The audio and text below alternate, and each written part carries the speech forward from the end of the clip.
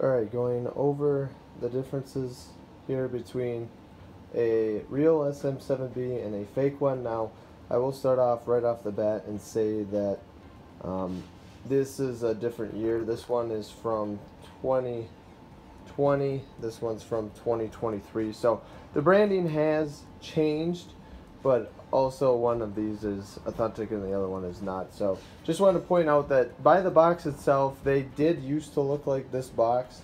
So I just want to say that that off the rip does not tell you whether it is authentic or not. I do want to show you the white box that they both come in.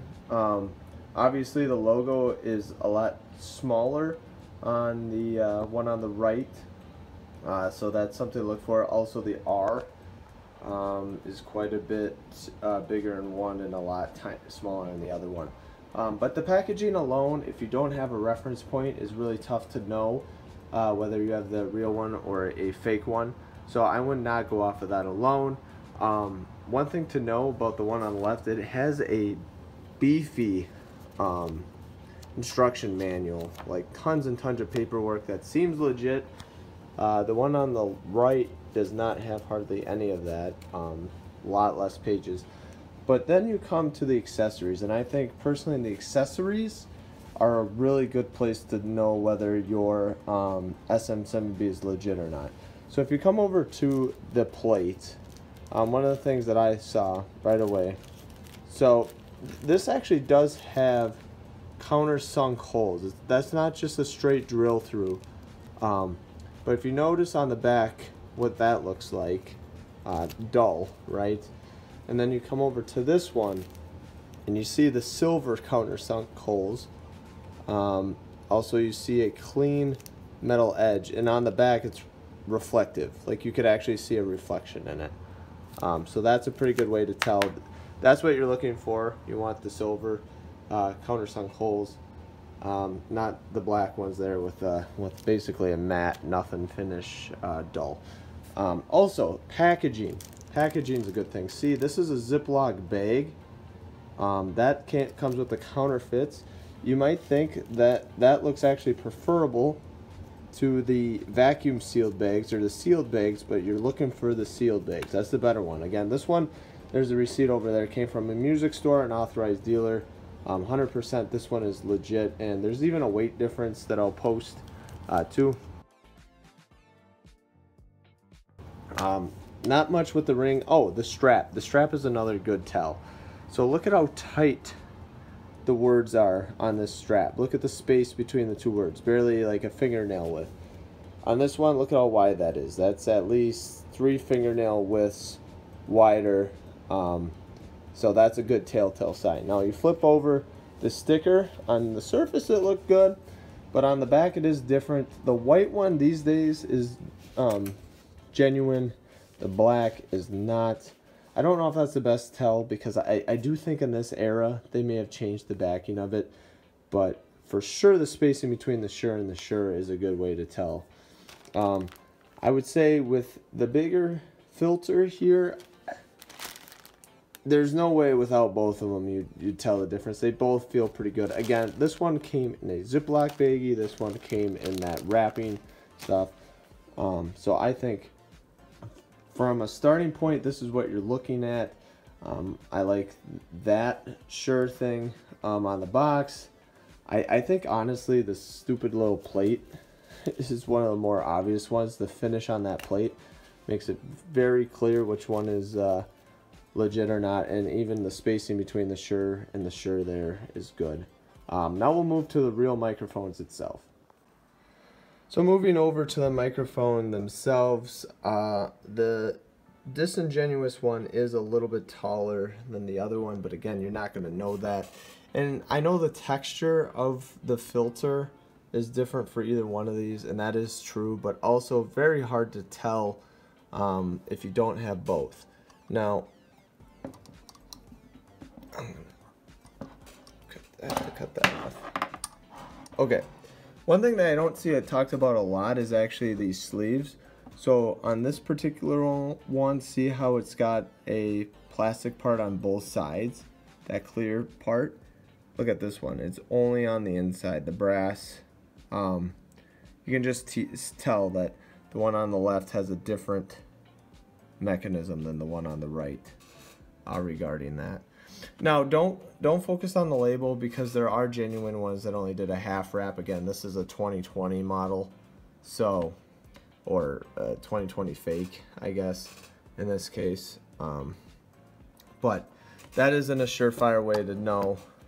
Get it, surefire. One thing is the cord. Now, this has been pretty consistent. I'm not going to say that one is cheaper than the other, because there was a point in time where I thought this one was actually pretty high quality, but you can't mistake in the sheen. Look at the sheen on this one. Look at that shine, right? That is a shiny finish. That is very much a matte finish. You can put as much light in that as you want, and that's still going to be matte. There's no doubt. Now, again, there's going to be a weight difference. I'll post that on the screen. It was like a 40 gram difference between the two, with the heavier one being the authentic one. Now, I have seen people say that the play in the knob is a good way to tell. Oop. The play in the knob. Unfortunately, these both had play in the knob. I would say this is too black in this particular instance. Harder to tell. This just blends right in, right? That doesn't stand out at all. This one is black. There is play in it though. And there's play in the real one, so that's not really the best tell. And we're gonna move inside the microphone now, where I'm gonna be very careful, but there are some tells inside the microphone that I also really like. So if someone got smart and they decided, hey, we're gonna make all the accessories match, because the accessories aren't that expensive. You could probably farm the accessories and you know, pass it off. So on the Microsoft phone itself, we'll take a look. So taking a quick look at inside the microphone, and here is one of the most obvious differences between a real one and a fake one, and that is simply, if you take a look at how that's metal and that's black. Clearly a different production process. I mean, that's not attention to detail, that's just flat out different.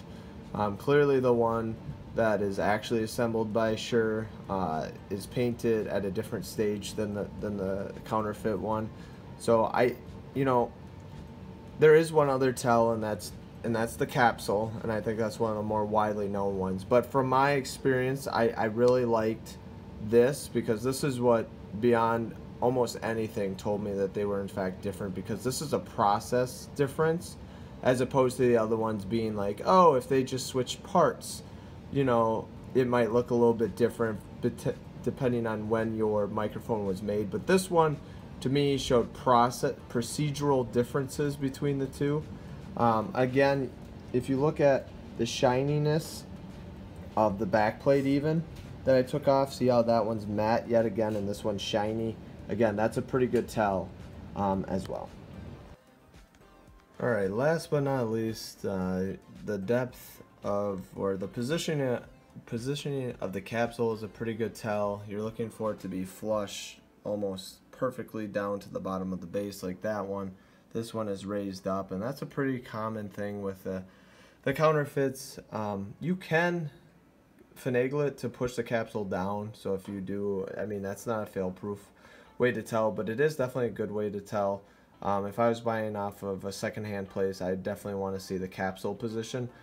But I would just go back to one more time. I think the best way to tell, the absolute best way to tell for the SM7B is looking inside the underside of underneath that plate. And if it's painted, you know it's a counterfeit. If it's not, I'd say that's a real strong indication that it's actually authentic, because to me, that is something that can't be fibbed. Once it's painted, it's painted. So those are what to look for. The accessories can help. The mic itself can help. Obviously, it's a mic, so as long as you hear it, you can probably tell the difference as well. But if you're trying to buy it, you don't have that luxury of hearing the actual mic that you're buying. So that is all. I hope this helps save some people some money. Unfortunately, it's a little late for me, but that's the way it goes sometimes. So if I help some people, I'd feel good about that. So thanks. Bye.